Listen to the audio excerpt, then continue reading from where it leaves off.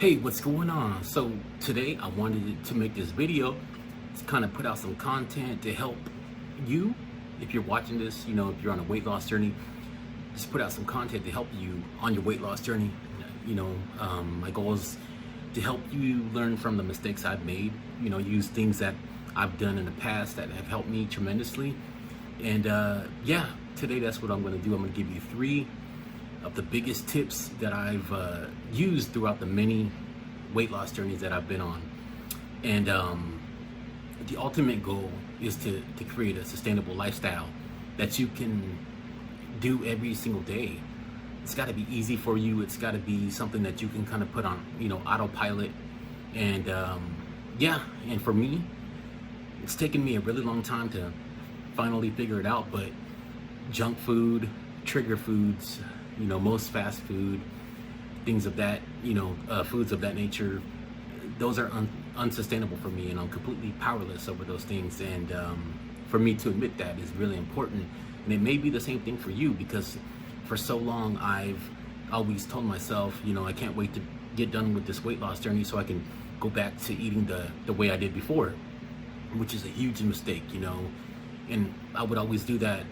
Even on my weight loss journey, throughout the week, I would say, "Oh, I'm gonna do good the whole week. I can't wait for Friday to come so I can go out and have whatever I want," which is it's another huge mistake. It's not healthy to think that way, and it's not sustainable, because I'm powerless over those types of foods. I can't just have one cookie, a couple chips, or a cheeseburger, a small thing of ice cream. I just can't do it.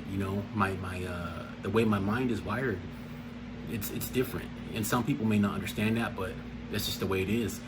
So creating a lifestyle that is sustainable is everything, because the process of losing weight is just a simple process. And if you can lose 1 pound, you can lose 100 pounds, you can lose 200 pounds. It's the same process, but keeping it off is the most important thing.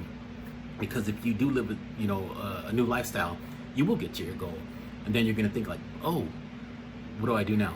So anyway, there are a lot of lists out there, weight loss hacks, whatever. They're all good, exercise more, drink more water, eliminate, liquid calories, lift weights, get your protein in. Those are all good, really good things. But I wanted to come up with, some unique tips for you that I've actually used, and I really thought about it. And here they are. So tip number 3 is try to include a refeed day into your weight loss journey, at least once a week, maybe once every 2 weeks. And what a refeed day is, it's just a day where you're going to eat your at your caloric maintenance level. That is the number of calories you need to maintain your body weight. And that number is constantly changing, especially when you're losing fat. So it's constantly changing. The more fat you lose, the lower it's going to be. So once you figure out where you should be, like for me right now, my maintenance caloric level is about 2,700 calories a day. So 6 days out of the week, I may eat 2,000 calories, maybe 2,200, right? And then of course exercise, it's more of just physical activity, walking. But on Friday, instead of having a cheat day, I'll have a refeed day where I eat the same foods that I eat, the previous 6 days. I eat the same foods, no trigger foods, no junk, but I just eat more. Just eat more. I'll have 2,700 calories. I may even eat 3,000 or 3,300, because at the end of the day, it's just a small, increase. I'm going over my maintenance level. And truth be told, I'm a big carb guy.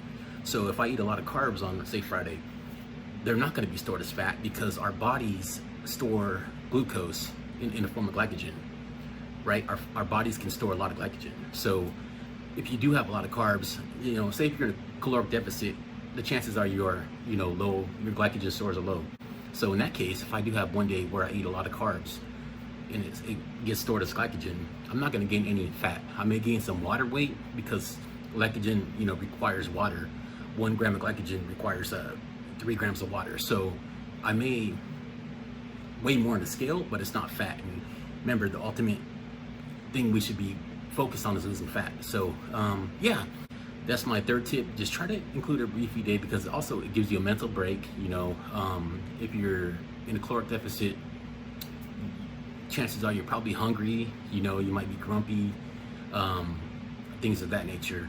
So just having that one day a week where you just kind of eat, the same food. It's important to have the same foods that you normally eat throughout the week, that eating to lose fat. So yeah. So tip number 2 is, this is a big one for me.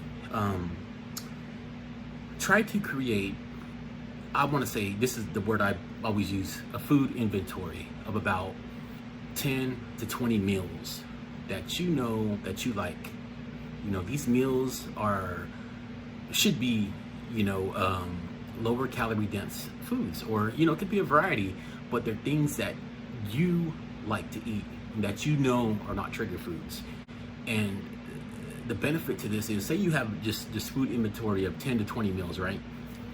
You're gonna know exactly how many calories are in each meal, and you're gonna master that over time. You're gonna know exactly, like me, one of my favorite meals is boiled potatoes with some chicken. I know exactly how many calories I'm eating when I eat that. There are so many meals I know exactly, if I eat it, it's gonna be this number of calories. So that's a big benefit. It kind of takes the guesswork out, and it's part of your lifestyle. These are the foods that you normally like to eat, and it's not going to have trigger foods in there.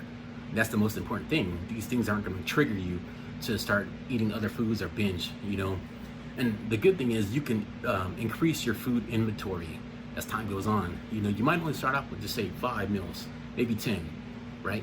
But eventually that inventory is going to grow, and you're going to have a lot more foods in there.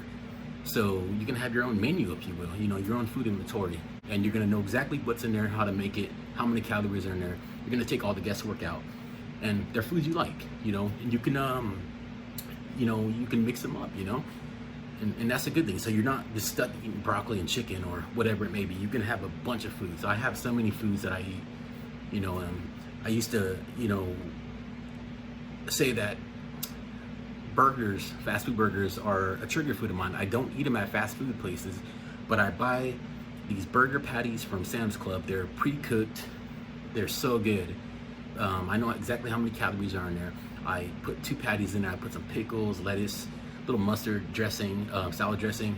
I know exactly, it's like 650 calories. So I may have that for lunch, and the thing is, it works out good because I have so many of these meals. I don't have to guess. It's only when I start veering off and thinking I can have a trigger food is when problems start to, occur or rise. But yeah, that's tip number 2. So my number 1 tip, and this is for me, and it may be applicable to you as well, but you can also kind of alter it. But for me, I like to have most of my calories towards the end of the day, towards like afternoon to night before I go to bed, maybe 5 to 7 hours before I go to bed.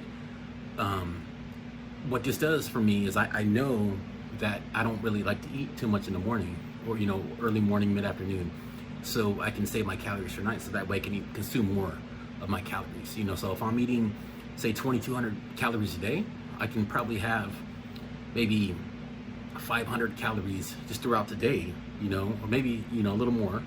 But I always have a protein shake when I wake up, just to get that muscle protein synthesis going.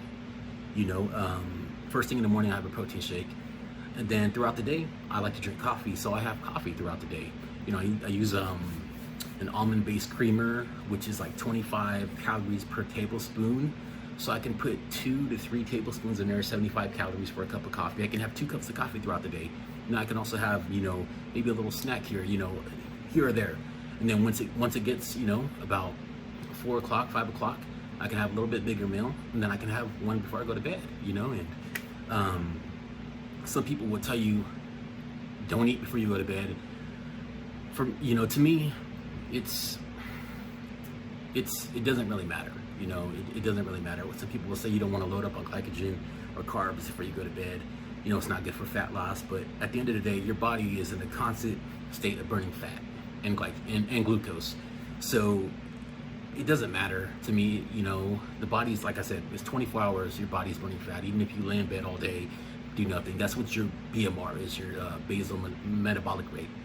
That's what it is, and you're going to constantly be burning calories. So the most important thing is to do what you can sustain. And for me, I like to save most of my calories for night, and because that's when I'm the hungriest, and I know that, and everybody's different. So for you, maybe you're most hungry during the first half of the day, and you can, alter it that way. Where if you're more hungry, the second half of the day, then you can maybe try what I do. I don't know. Just whatever you do, if you have medical issues, make sure you consult with your doctor first. Because I'm not trying to give medical advice. I'm just letting you know what I do, and the most important thing is if you do that, try to get your protein in. That's why I have a protein shake first thing when I wake up. I might have one, 3 to 4 hours later. And, and for me, protein powder is a very useful tool in this weight loss journey to reach my protein needs, because just the ease of making a protein shake, the cost, the cost associated with it is much cheaper than if I were to go actually, out and buy protein sources, just a time save too. Just if you're gonna try that, you wanna make sure you get your adequate protein intake in. That way you can preserve muscle if you're on a fat loss journey, or you can build muscle too. If you're new to lifting, even though if you're in a caloric deficit, you can still build muscle if you're noob, to lifting, or you haven't lifted in a while. You definitely can. So not only that, but many benefits to protein. It's the most satiating macronutrient. Not only that, but it's also has the highest thermic effect, which means your body's going to burn more calories to digest that particular macronutrient. It's like up to 20%. So if you have 1,000 calories, say, of protein, your body may burn 200 calories just to digest that. So your net surplus, if you're not surplus, but your net intake may be 800. So yeah, it's called the thermic effect of food. It's part of your total daily energy expenditure. But yeah, just keep that in mind. If you do try it, just make sure you get your protein intake in.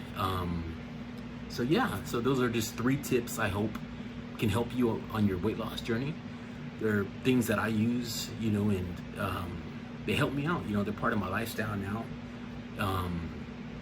They make things sustainable and manageable for me to stay on this journey, to live this lifestyle. So hope that helps.